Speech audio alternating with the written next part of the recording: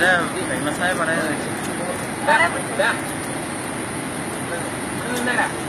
മറ്റേ കന്നഡപ്പടം റീമേക്കാണ് ബാഹുബലിയിലെ ആ ഫസ്റ്റിലെ വെള്ളച്ചാട്ടത്തിൽ അവൻ ചാടി കയറാൻ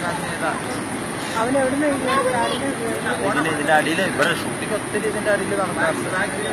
ഷാരൂഖ് ഖാന്റെ ഒരു പടം നടന്നു, പിന്നെ വിജയുടെ പടം ഉണ്ടായിരുന്നു. ഒത്തിരി പടങ്ങൾ ഈ മനോഹാരിത